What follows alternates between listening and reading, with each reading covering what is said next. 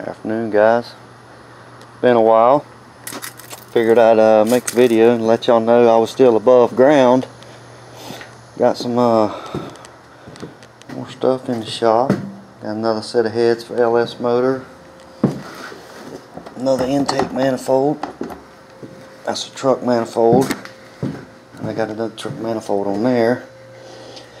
Some of y'all that are on Rusty 411 on the group on Facebook, I was talking about tires over the weekend, getting tires, and I thought about it, and I think we're going to leave it alone. I mean, y'all see what I put it through, and it doesn't break. It does its thing, and I'm already pushing my luck with a Dana 30. So we're going to leave the tires alone. Now, I'm not saying that we're not going to get bigger tires. We're just not going to do it right now with these axles. So, you know, I got things in my head, in the works, and I don't want to say what we're going to do and all that stuff, because every time I do that I end up not doing it, and I don't want to let y'all down and let y'all figure out really how much full of shit I am. These heads are pretty good. I don't know what the casting numbers are on them. My buddy Jay Nork, that's got the YouTube channel, he's got a red XJ. I told y'all about him before, but he's got a Silverado that turbo set up on. He just took the turbo off of it, and he brought me this set of heads. Anyway, tell you what though, the old Jeep does good with them 36s on there, but I just don't think if I put a 38.5 1100 bogger on there, we're going to start having problems, and especially with the leaf spring rear still in it without a traction bar or anything. All that extra traction from that bogger is going to want to wrap that axle up big time under the back. So I think the best thing we could do is wheel it for the summer, make our wheeling videos, and go out and beat the hell out of it and see if we do ever break it. But and then this winter we'll figure out what we're going to do with Comanches and Jeeps, and move some parts around, and maybe do something different with mine. It does suck getting stuck behind your buddies, but I did it to them for 2 years, so it's my turn. And the bigger the tire you go, the more you got to worry about breaking stuff, and the more you got to worry about getting it out when you're stuck without breaking stuff. Because like I told y'all before, all that shit wants to fold back when you get them big tires on there. That hole that me and Luke was in that last trail ride video, that's where Johnny and Big Mike's got the blue ZJ. He's got 44s on it now, and Johnny had 44s on his. Y'all seen it in that Jeep Freaks video when we was in that bad mud hole for the whole video. He tore his whole entire front end out of that thing in that mud hole with them big tires on there. It broke the front control arms. The whole Jeep was in the mud hole like this. We had to drag it all the way out. We was there for 2 days in that damn mud hole trying to get everything out of there. So until we get to the point where we're going to do the 4-link and a subframe under the whole Jeep, that's another thing. I don't really want to go bigger tires with the way my, you know, the rough country stuff's decent. I mean, I've had good luck with it, but you go pushing it to its limits with big ass tires, you're going to cause yourself problems. We're going to eventually put a whole subframe underneath that Jeep in the middle, between frame rail to frame rail on both sides all the way back, and we're going to build ourselves off of that and come down with our control arms front and rear and do it up when we decide to go bigger. That's what we're going to do. I'm not going to run it off the, you know, subframe and stuff like that rough country is. I'm going to build a subframe to go under it and then build off of that, and then we'll take and go ahead and cut all this back off and maybe move this back. I'm working on getting a new tool for the shop, and I'm going to get a couple. I was going to show y'all something. I'm working on getting me some more tools for the shop for fabricating. You know, we got a welder, we got a plasma cutter, we got a half-ass drill press, and we need a metal lathe, and we need a milling machine. So that's basically what made my decision on the tires over the weekend. You know, I could spend $1,600–1,700 on some new tires when my tires I got are decent already. They're not wore out or nothing, so really it don't make any sense to change the tires and waste that money now. I've wasted enough money on it that didn't have good results. But my plan is for us to get us a metal lathe for the shop and a small milling machine, so maybe next winter when we start building on my Jeep again and we want to put, you know, stuff like this in there and different things, we got the stuff to do it, and I don't have to buy all that crap. Because this Jeep is the first thing that I've ever owned that I just bought everything that I put on it. You know, and, I kind of got lazy, I guess. But you know, when you got 5 kids, it's hard.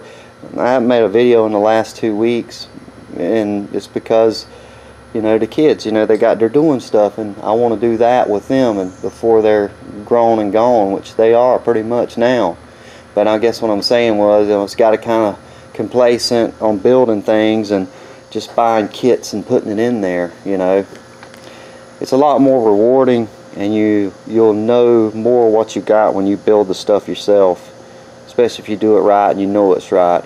If we build all that stuff out under it, we could put whatever tires and axles we want under it, and then a V8 and all that stuff, and donate that to the wife, the stuff that's on there. But that's all, you know, future talk, and I'm not promising nothing. But for right now, we're gonna wheel it, because it'll go get beat on and drive home, which is harder to do than building a regular trail rig. To me, anybody can build a trail rig. Same thing with these cars, these hot rods. Anybody could build a drag car to go to the track and run and do okay with it. But you try to build a drag car that you're going to drive there, drag race all night, have the slicks in the back, and drive home, that's a whole different ball game. And I've did that crap my whole life, because, you know, I ain't always had the money to have a truck and trailer and all that stuff. I usually do like I do in my Jeep and just spend the money on it. And anyway, I just wanted to check in with y'all. My oldest son, is going into the military soon, by choice. I know you always hear on the different news and stuff that kids are forced to go in the military because they have no other options. My boys made that decision. That's what they've wanted to do since they got into high school. They've been in ROTC the whole time through school, which is a good program. If you guys have young kids and boys or girls, you know, that's a good program. Even if they don't go into the military, it teaches them so much, you know, respect and discipline, and, you know, respect for others, and just, it's a good program. But my boys, my oldest son graduated weekend before last, so no videos.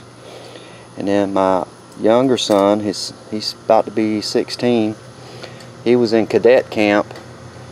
He wants to be a MP in the military, so he had to go to basically a boot camp for cadets for that type of thing. He went and worked with SWAT, and it was nothing easy neither. I mean, they didn't have phones, they didn't have anything, and you had to be approved to go into it. And there was 22 of them, 14 made it through. He come out of there a squad leader, and he won an award for his leadership skills while he was there. And boys, let me tell you something, man. These Jeeps and hot rods and all that kind of stuff is cool, But when you get to be my age, I'm 43. I've raised 5 kids, 2 boys, 2 girls, 3 boys. And all my kids, none of them are living here. You know, none of them. They're not living here. They're out on their own. They all are good kids. They do what they're supposed to do.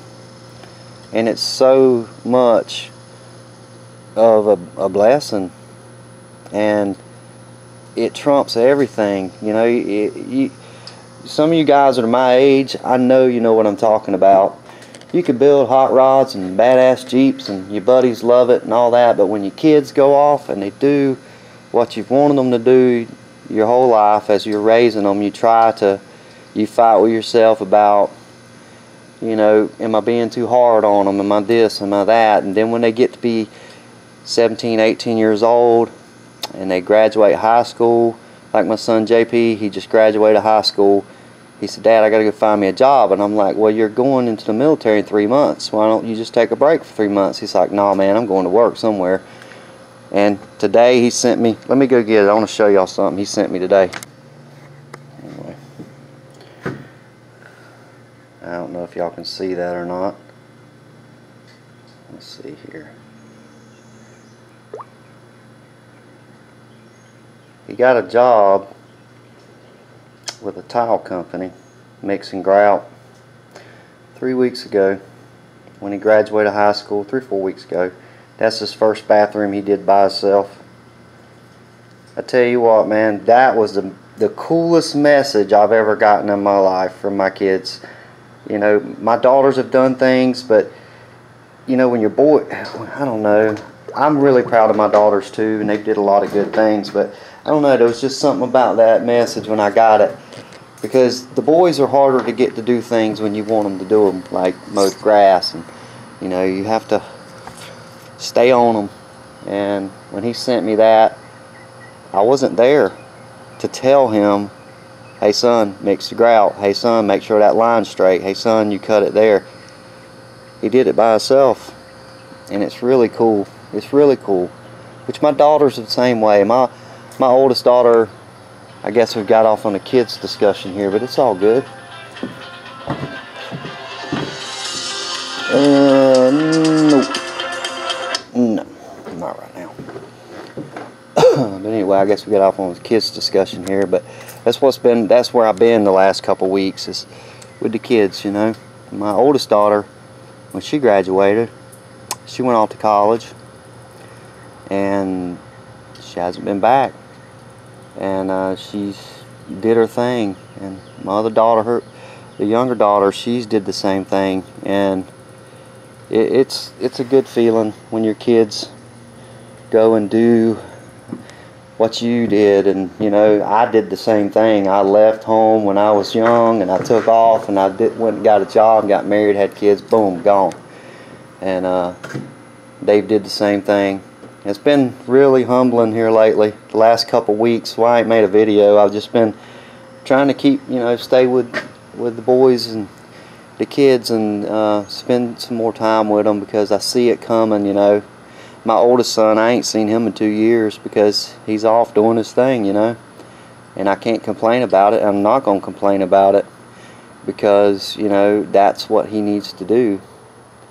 And I get, there's some of you on my Facebook group that's got little ones, like little babies.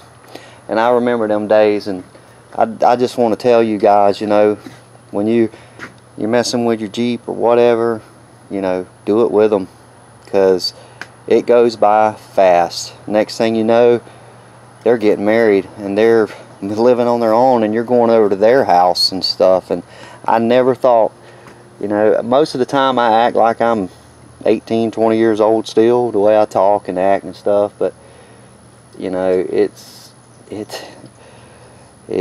time flies, man. It really flies. But anyway, I got the parts for the Mustang. I got the intake manifold, which I don't know if I'm better to use that one. I'm gonna try it. Jesus Christ, let me see. Who's calling me?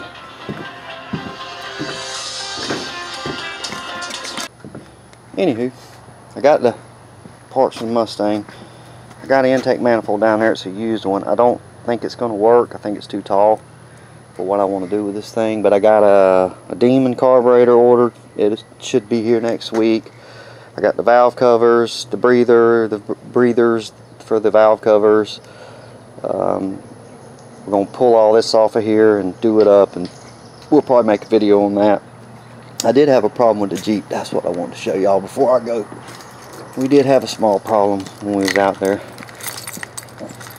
We might make a video on this maybe the weekend if I'm not working on the car. I think the old man's coming over to work on it. Shoo, it's hot in here. I wanted y'all to listen where she's idling.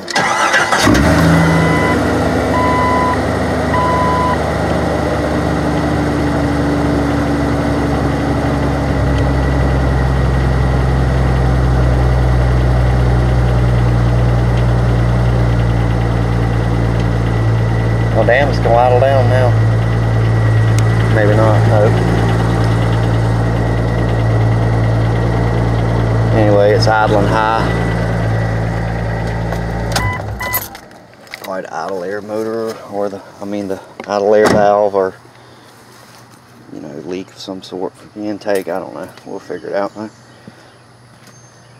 Anyway, guys, I just basically want to make a video and let y'all know why I haven't been making no videos last couple weeks. I try to make them every weekend and stuff. This has been work this week. I know it looks bad, but it's Thursday. Tomorrow's Friday. I've used a bunch of my shit. You have to spend a half a day usually during the week to get my van straightened back up. It's usually Monday morning. That's the first thing I do when I get to work, is mess straighten my van up. But well, guys, I guess I'll go. I just wanted to full skate with y'all for a minute, let you know I'm still alive. I wasn't pushing up daisies. Oh, I found my truss for the front end. Me and the guy in the red TJ, Joe Sneed, Jeep and Joe we call him, we had these made for the front end. Just ain't never put it on. I actually was going to do it when I had the axle out and I couldn't find the damn thing. Y'all ever put something up so good you hide it from yourself? I do it all the time. Anyway, guys, y'all have a good one. I got to call my partner back and see what he wants. And I guess I'll see y'all soon. I'll try to make something this weekend, working on the Jeep or whatever. But I think I'm making the right decision with the tires. We need, I'd rather have some more tools so we can do more complicated builds instead of buying kits and stuff, because the kits are too damn expensive. We got everything, but I'd like to get a lathe and a mill where I can make mounts and motor mounts and stuff like that if I decide to do that V8 swap in there. But y'all have a good one, man. We'll talk to y'all later. Alright, bye.